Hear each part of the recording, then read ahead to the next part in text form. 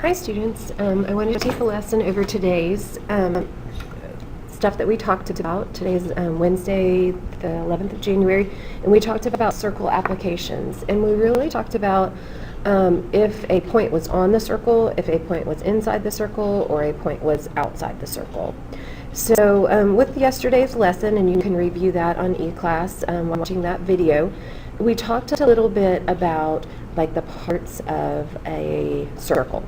And so this is my standard equation of a circle. And we talked about the r is equal to the radius of the circle. And we talked about HK being the coordinates of the center of the circle. So this is the center. And then we talked yesterday also about x and y being a point on the circle. Now, in that discussion, and you can, please, if you are confused about that, watch the video from yesterday, but in the discussion, we talked about if a point was on the circle, the left side of the equation is equal to the right side of the equation. So, if x and y is on the circle, then the left side is equal to r squared. So the left side of the equation is equal to the right side of the equation when I plug in x and y. If when I plug in x and y, if it is inside the circle, and I plug in x and y, the points inside the circle, that value, when I plug it in, is going to be less than r squared. And I'm going to do an example that will explain this a little bit further in just a second. And also, if the x and y is a point is outside the circle, then that value, when I plug in x and y into the equation, is going to be greater than r squared. And I'm going to do some examples, and these examples I did in class, but I think you'll understand it a little bit better with the examples.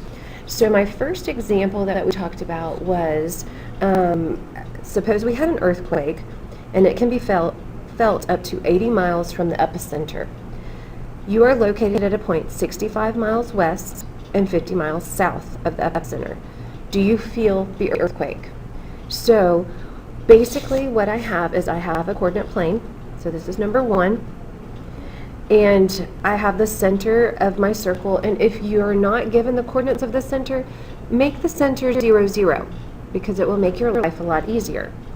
And from the center, I can feel the earthquake up to 80 miles from the center. So if I feel it and I'm on the circle that is formed with the radius of 80, I would be able to feel it for any of the values, like anything inside the circle. If I was outside the circle, a point outside the circle, then I wouldn't be able to feel it.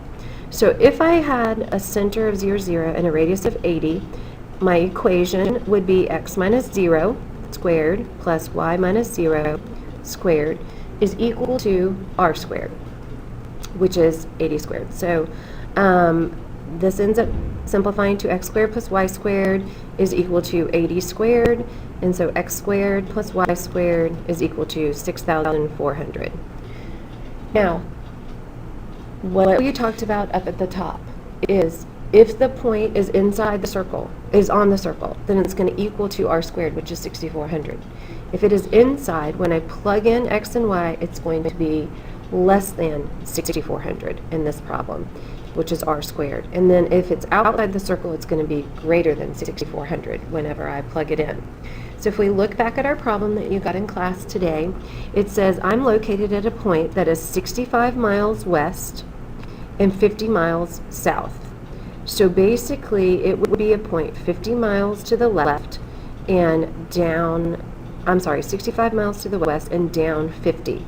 So if I was to write my point in terms of a coordinate grid, I'm going 65 miles left on the grid, and then I'm going down 50. So my xy, or my point on the grid, the coordinates, xy coordinates would be negative 65, negative 50. So I'm going to use these coordinates and plug it into the equation.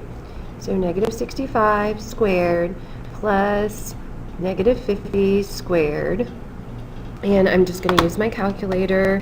And remember, when you're using your calculator, put negative 65 in parentheses and square it. Because when I multiply a negative times a negative, it is always a positive. So this is 4,225. And then negative 50 squared is 2,500. And let's add those together. And when I add them together, that value adds up to 6,725. So these are my values I'm comparing.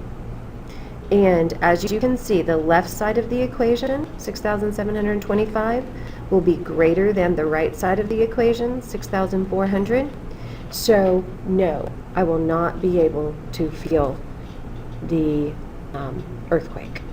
So that's how you do these types of problems. So let's look at number 2 and do that one together. So number 2, if you recall, it says the signal of a radio station can be received up to 65 miles away. So I'm going to make the radio station is my sender, 0, 0, and this is the radio station. And I can hear that up to 65 miles away. So 65 miles is going to be my radius. And it says my house is located 30 miles east, so it would be on a coordinate plane. It would be 30 miles to the right, and then south 56 miles. So it's going to be somewhere down here. And that point, that coordinate would be positive 30, negative 56. Now, going back to the original problem of my radio station, the coordinates of the center, we made those as 0, 0. And then my radius is 65, so the equation of the circle will be x squared plus y squared is equal to 65 squared. So 65 squared is 4,225. Squared is equal to 4,225. So now we have to plug in 30 for x and negative 56 for y and see what that is equal to. So I have 30 squared, which is 900, plus 56 squared, which is 3,136. And I add those two quantities together. So 900 plus 3,136, 4,036. So these are my two numbers that I compare. And comparing those two numbers, 4,000, the left side of the equation is going to equal 4,036. It's going to be less than the right side of the equation, 4,225, and therefore, yes, we will be able to hear the radio station at that point. Now, your homework tonight was to finish up this page, and I think you'll be fine. I think we ended up doing number 3 in class together. So 4, 5, and 6 you'll do on your own. So hopefully that will help you. If it doesn't, please come in the mornings, Monday through Thursday. I'm usually here about 6:30. I'll see you then. Bye.